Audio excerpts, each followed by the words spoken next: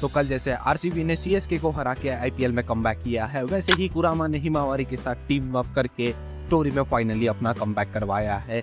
अब वो हिमावारी के साथ कैसे, क्यों और कब ज्वाइन हुआ, इन सारी चीज़ों की बात मैं वीडियो में आगे करूंगा, तो वीडियो को एंड तक देखना। बाकी बिना कोई टाइम वेस्ट किए चैप्टर शुरू करते हैं। तो चैप्टर में हमें कुरामा और हिमावारी के बीच में कन्वर्सेशन दिखाई जाती है, जहाँ पे कुरामा हिमावारी को ये बताता है जब लास्ट टाइम नारुतो के साथ वो था तब उसने अपने आप को सेक्रीफाइस किया था ताकि नारुतो उस बैटल को जीत सके, और ये चीज़ हमने देखी थी। अब हमें पता है कोई भी टेल्ड बीस्ट मरता नहीं है, और इस चीज़ को कंफर्म कुरामा इस चैप्टर में करते हुए कहता है हमने यहाँ मौत नहीं होता, चाहे हमारा प्राण हमारा शरीर एकदम से खत्म हो जाए तभी भी हम जरूर वापस आओ।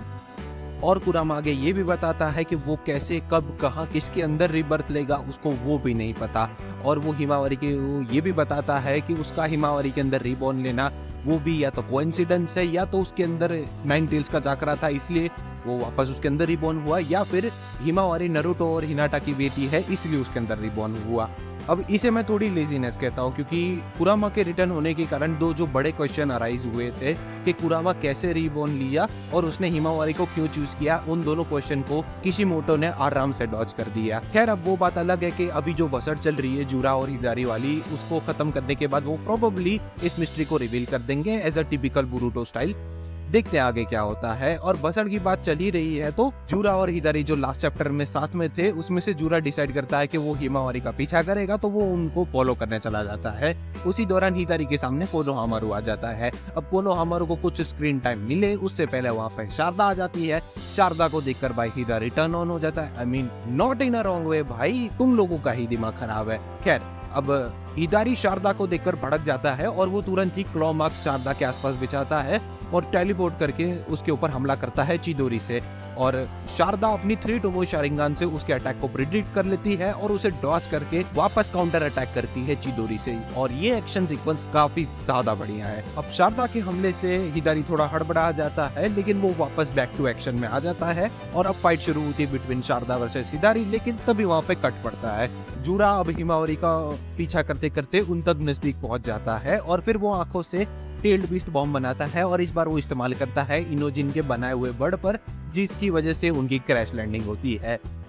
अब इसी दौरान हिमावारी कुरामा से मदद मांगती है, तब कुरामा उसे समझाता है देखो जो करना है तुम्हें करना है, मैं तुम्हारे साथ खड़ा हूँ, तुम्हें खुद पे भरोसा रखना पड़ेगा क्योंकि तुम ताकतवर हो, क्योंकि तुम्हारा चक्रा मेरे चक्रा से अच्छी तरह से मिक्स होता है और ये चीज तुम्हें नारुतो से भी ज्यादा पावरफुल बनाती है, तो तुम्हें खुद पे भरोसा रखना होगा। और ये चीज सुनकर हिमावारी फुल ऑन मोटिवेटेड हो जाती है और वो डायरेक्ट एक किक मारने जाती है जूरा को, लेकिन जूरा हिमावारी के पैर को हवा में ही पकड़ लेता है और उसको तोड़ देता है। अब हिमावारी की इस हालत को देखकर इनोजिन को बहुत गुस्सा आता है, तो वो कुनाई लेके उसके ऊपर मारने चला जाता है एंड उसके साथ भी वही सेम ट्रीटमेंट होती है। अब इनोजिन की ये हालत देखकर हिमावारी को काफी ज्यादा गुस्सा आता है और वो अपना आपा खो देती है। इसी चीज का फायदा कुरामा उठाता है और वो हिमावारी के ऊपर टेक ओवर कर लेता है, और हमें फर्स्ट लुक देखने को मिलता है कुरामा टेक ओवर हिमावारी का, जो काइंड ऑफ सिमिलर से दिखता है जब कुरामा ने कुशिना के ऊपर टेक ओवर किया था। मैं बात कर रहा हूँ मिनाटो मांगा की। अगर तुमने मिनाटो मांगा वाला वीडियो नहीं देखा है तो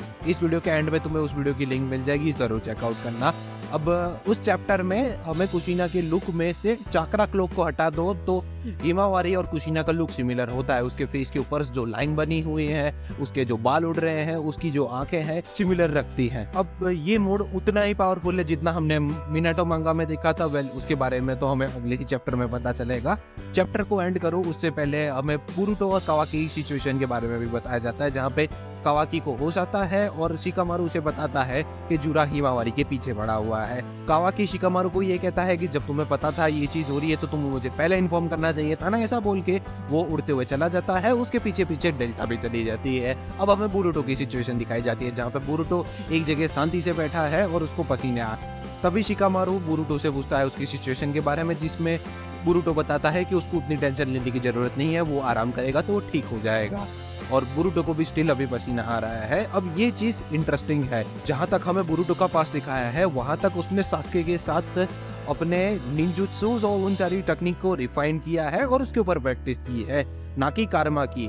और अब बोरुटो इतना पावरफुल हो चुका है तो उसको डर है कि इन केस कारमा एक्टिवेट हुआ और मोमोशिकी ने उसके ऊपर टेक ओवर कर लिया तो it will be a disaster for everyone. और क्या पता मोमोशिकी, जुरा और उन सबके साथ मिल जाए तो भाई पूरा गेम ही खत्म। खैर ये सब सच है या नहीं वो तो अब हमें आने वाले चैप्टर्स में ही पता चलेगा। स्पीकिंग ऑफ नेक्स्ट चैप्टर, अब हमें अगला चैप्टर नेक्स्ट मंथ की 20 तारीख को देखने को मिलेगा। तो मैं वीडियो को यहीं पे रैप अप करता हूँ। उम्मीद करता हूँ तुम्हें ये वीडियो पसंद आया होगा। चैप्टर कैसा लगा कमेंट सेक्शन में बताना। चैनल पे नए आए हो तो चैनल को सब्सक्राइब करना। वीडियो अच्छा लगा हो तो वीडियो को लाइक कर देना। और मिनाटो की मांगा नहीं देखी तो उसकी वीडियो यहीं कहीं होगी, स्क्रीन पे जरूर चेकआउट करना। बाकी मैं तुम्हें मिलता हूँ अगले वीडियो में, तब तक के लिए गुड बाय।